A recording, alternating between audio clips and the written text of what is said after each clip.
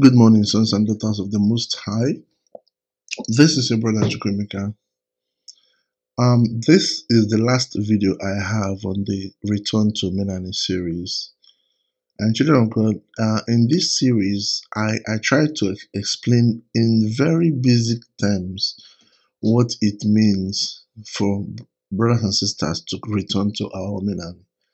As you can see, most of what I've outlined here, this can be done anywhere you are. You don't need to be in Igbo land to do it. But this final one I want to say now, it's preferable if you are in Igbo land. It's not that you can't do it elsewhere. Of course you can. But it's preferable if you are in Igbo land. And like I mentioned when I started, the Igbo tradition, these things are all biblical. That is why I keep saying when Igbo people say they don't want to do Omenani, they are now Christians, they are now this thing. Just know clearly that you are going in the wrong direction. If you want to follow the God of Abraham, then you have to go to Omenani. That's where it is. This is a deception that we've all been deceived. And I just listed, if you see this series, and I do apologize if the quality is not very good, but if you see this video series, I listed a bunch of Igbo tradition. This is tradition we have long before we heard of anything called Bible. It's our tradition. Okay, so if you really want to follow that tradition, you have to go back home. You have to go back to Omenani. Now, this is the last one I want to present here, and I want to make it very clear. Everything I said here is part of the Igbo tradition, but it's not, the list is not exhausted. Okay, I just decided to give the basic ones that anyone can follow wherever he or she is. But there are also different other traditions. Some of them are specific to the community you come from. For instance, those who are from Oka, the Oka people, there are some things that they don't do. Those who are from Ogidi, there are some things that Ogidi people do. Those who are from Mbise, there are some other things specific to them. So these are things that there are some of them that are specific to your community. That's why I encourage brothers and sisters to ask questions about their own community and find out what your people do and what your people don't do. The earlier this information is sought, the better. Now, the last Igbo tradition I want to mention today in this series is that of sacrifice. Sacrifice. Children of the Most High. In Igbo land, sacrifice is called Ichu Aja. To offer sacrifice is called Aja. Then to offer a sacrifice is called Ichu Aja. As an Igbo man or woman, you must offer sacrifice annually. Those European explorers that used to come to Igbo land, the first thing they talk about is our sacrifices. And that's when they see us offer sacrifice, all they can think of is the Bible. For instance, if you read the ridiculous work that was written by Thomas Basden, where, someone that has so much hatred for Igbo people writing Igbo books, and I'll do a video about his book sometime.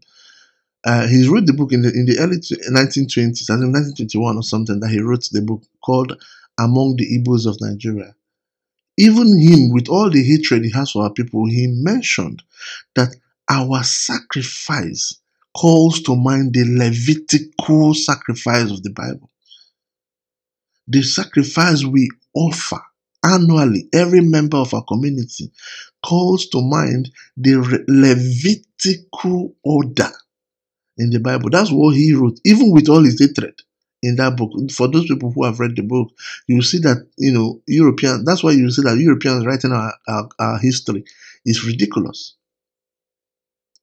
If you read the book of Olaoda Ekuono, he mentioned that whenever any animal is killed, part of that animal is offered as a sacrifice. And he also went further to mention that when that sacrifice is offered by one member of the family, it covers for every member of that family. As an Igbo man, you have to offer sacrifice to your God. Ị ga-achụ aja, ị ga-achụrụ chi gị aja. And brothers and sisters, just hang on. I will explain to you the biblical verses where you see this. You see, the Most High in the Bible is personalized. Okay, in the Bible, the Most High is personalized. That means everybody has his own relationship with his own God. That's why the Bible, for instance, if you look at um the book of, let's say, the book of Deuteronomy chapter 16, it talks about when you offer a sacrifice to your God, your own God. So if you look at different verses of the Bible, it talks about offering a sacrifice to your God. In Igbo land, that translates to Cholu Chigi Aja. So the Most High, even in the Bible, is personalized. When people do things in the Bible, they offer it to their God. The Most High said, when you offer to your God. So it doesn't mean that there is more than one God. Or no, it's just that the Most High is personalized in the Bible. The offerings are made by people to their God. We have a personal relationship to our God. That's why in Igbo land, anything that happens, you say, oh Chimo, Ewu Chimo, or something like that. You call on your God personally. And sacrifices is number one part of being an Igbo person. I can't stress this enough. It is better if you do your sacrifice in Igbo land. But if you're outside Igbo land, you can still do it as well. Okay? Now, children of God, this is the reason I personally think that it is not getting well for we Igbos, especially in the 21st century, because we have stopped offering sacrifices to our God. This is the number one reason. And I'm not joking about this. Let me explain. You see, in the last generation, we have our grandfathers, our great grandfathers, those who were still alive, those who did not convert to Christianity. Even if they did convert to Christianity, they were still doing Omenani, they were still offering sacrifices. And like Olauda mentioned, when a sacrifice is offered by one member of the family, it covers for every member of that family. But in today, most of these our ancestors, most of these our forefathers are dead. So no one is offering the sacrifices again. So we are no longer having that covering, that protection that comes from these sacrifices. Brothers and sisters, a few days ago, what I just said now, I was thinking about it. I was like, could it be that because we no longer have our grandfathers and great grandfathers around that offer sacrifices for us? Could it be why we are losing our shield of protection? Could it be why we Igbos are no longer as front runners as we used to be? I was thinking this in my mind. Then I went with I sat down with some of my friends. We were discussing just general things. We are discussing traveling to the east and armed robbery. Most of you who travel from Lagos to the east, you know that there's a lot of armed robbery activity in the Benin area. Okay. So I now told them a story of when one day I was actually traveling with I was carrying one lady and her children, and I was traveling. I was driving, and we got to somewhere just before Benin City, and there were armed robbery in the road. In fact, the armed robbery was just in the car in front of me. They forced the driver off the road, and these armed robbers were like 6 meters away from where I was, and they just started shooting at this vehicle. Just started shooting. And honestly, they were like 6 meters, literally, just in front of me, shooting. They were shooting at the bus in front of me. And I don't know how I got myself out of there, to be honest. I don't know how I stayed away from the bullets and just got myself out of there. So when I told this my friends, that one of them mentioned that maybe it is the sacrifice my ancestors offered that covered me, that protected me. He is an Igbo man. The person that made that statement is an Igbo man. He does not believe in all this your Jesus nonsense. But he said that maybe it is the sacrifice that my ancestors offered that protected me in that instance. And that kind of synchronized with what I was thinking prior to having that conversation on my own. I never had that conversation with anybody. I was just thinking about it. You see, as an Igbo man, sacrifice is part of our culture. The other day I was talking to somebody on the comment section who said that Obi in Igbo land, you see blood in Obi in Igbo land, you see blood in some objects. Of course, that is because our ancestors were always offering sacrifices. Whenever you have something that is happening in your life, if your child wants to go to school, you offer a sacrifice to protect that child, to thank the Most High for that child. If your child wants to get married, you offer a sacrifice. Imagine the deception that we have gotten now, that these demons have deceived us. Now, instead of us offering sacrifices, we will take money and go and give pastor, say my child is going to school. Pastor will be buying more and more private jets. They have deceived us and converted the sacrifice meant for the God of glory, we've converted it to lining up their pockets. And we have lost our protection from the Most High. Children of the Most High, let me show you where in the Bible where it is mandated that every one of us must offer sacrifices at least 3 times a year. For those of you who remember the Hebrew calendar I talked about, the Hebrew feast is celebrated 3 times in a year. You have the feast of Passover and unleavened bread in the 2nd month. You have the feast of first fruits in the 3rd month. In Passover and unleavened bread is in the 1st month. The first fruit is in the 3rd month, and then the Feast of Tabernacles, somewhere in the 6th or 7th month or something like that, which in Igbo land we call Onwa Asato. 3 times, at least 3 times a year, you as an Igbo man or an Igbo woman must offer sacrifice. That sacrifice can be offered even in your absence. I remember when I was young, right? We used to have uncles. My parents didn't do it, but I used to have uncles. Then they would send message.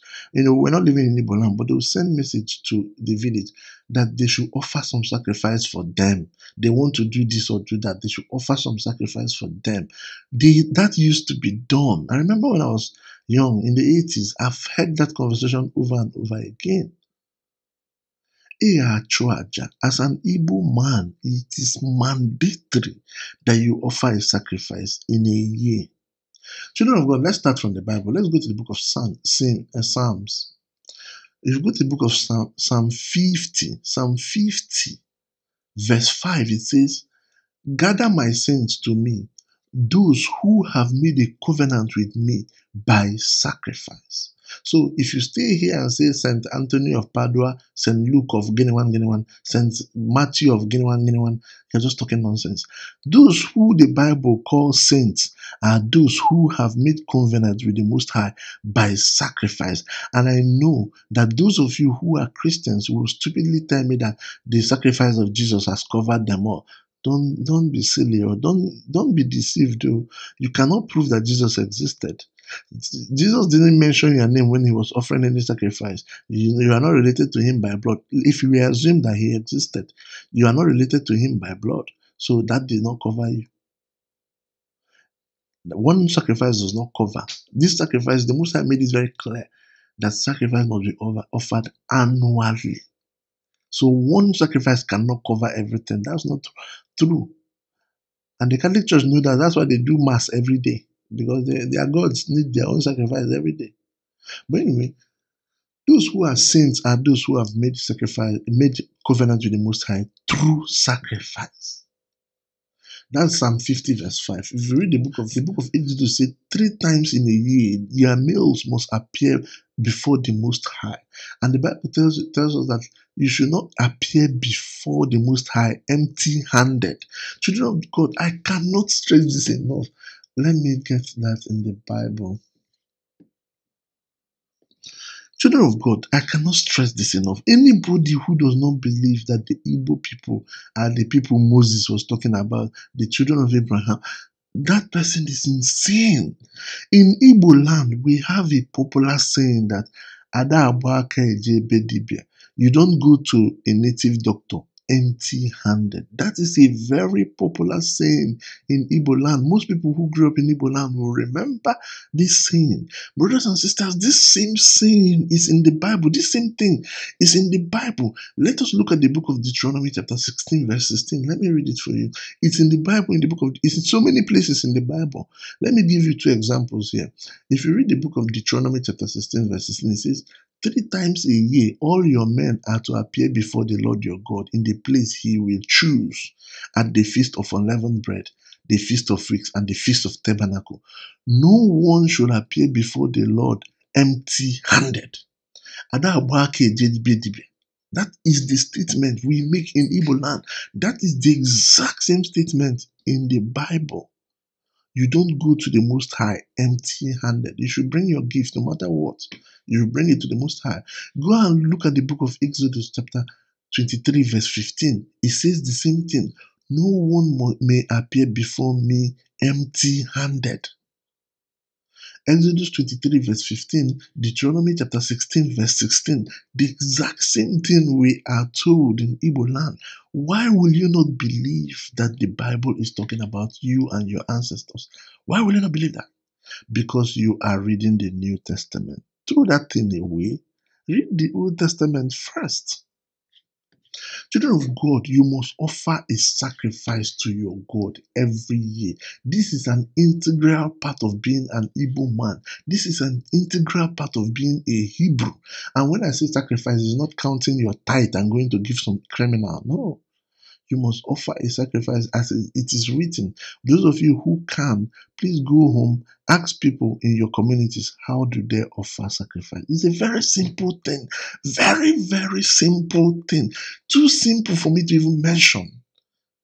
Just go and ask people in your communities now, how do you offer a sacrifice? And they will explain it to you. I've mentioned Psalm 50 verse 5 as an example of those who are saints are those who offer sacrifice. Deuteronomy chapter 16 verse 16, we must offer a sacrifice. The book of Exodus chapter 34 says 3 times a year we must offer a sacrifice. The book of Exodus chapter 23 verse 17, the same thing. 3 times a year we must appear before the Most High, and we must not appear empty-handed. Bring your sacrifice 3 times a year. Offer a sacrifice. You can offer it in your home. You can go to a DB and say, look, I want to offer a sacrifice. This is what I want to do. And the DB will help you and do it. The DBs, brothers and sisters, are the Levites. These are people who are trained in the ways of the Most High. Some of them are genetically, so others are trained to do that.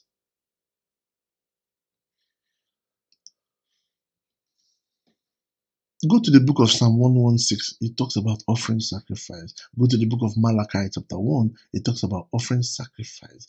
Go to the book of Leviticus chapter 19, it talks about offering sacrifice. The Bible is filled with offering sacrifice.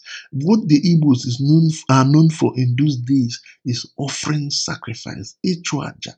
Any obi you come in Igbo land, you will see. And obi is where it's a kind of a gathering place, a meeting place of people of the same clan, people of the same community. You will see where they offer sacrifices on a regular basis. Anybody that have anything going on in their family, they offer sacrifices. People, even Europeans, have written about our sacrifices that we offer. And you still believe it's the Jewish people, it's not you? What kind of deception what kind of witchcraft is this thing that is called Christianity that is affecting us? What kind of witchcraft is that? Children of God, you must offer sacrifice, brothers and sisters. You must offer. That is the most integral part of Igbo culture. And I wanted to highlight it here. For us to return to Omenani, we must return to offering sacrifice. Let's say you live in Dubai. Let's say you live in America. Let's say you live in Brazil or you live in London.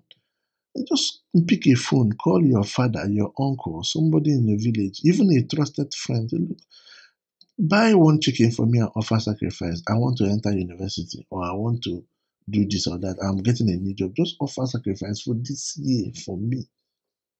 And they will do it for you. And that will give you the protection that you need. In most cases, that's all you need. In most cases, that's probably all you need. Children of the Most High, as you can guess, this won't be the last video I will do on sacrifices. I'm going to do more videos on this later in the future. There are actually some research I'm doing along this line. I'm going to do more video on it, but I want to use this to conclude the Return to Omenani series. Children of God, if you must return to the ways of your fathers, the most important thing you're going to do is what I outlined in this 5 series video, and one of the most important of them is that you must offer a sacrifice to your God. You can start small. The Bible says you offer sacrifice 3 times a year. We have Igbo feast about 3 times in a year, but you can start from once and gradually do it and gradually do it. But you must offer a sacrifice to your God. And may the Most High of Majesty bless you. Children of God, those of you who have seen these videos and this series, you will know that I'm just tapping the surface here. There are other aspects of Igbo tradition that I have not mentioned, but the one I hope I've captured the ones that are important. The most important thing I want you to pick out in this series, brothers and sisters, the most important thing, Igbo Igbo, Igbo Madu, the most important thing I want you to know is that Igbo tradition is a law. It is not a suggestion. It is not just coming together to drink palm wine. No, these are laws. Oh, iwu dinane, omenani be iwu. This is a law, and you must keep that law. The land will hold you responsible for not keeping that law. You must keep that law. I don't make the law. I did not write it. I did not create it. I am just observing it. And I do hope brothers and sisters will start observing it, because this is the primal way we come back to our tradition. May the Most High bless you. Salam.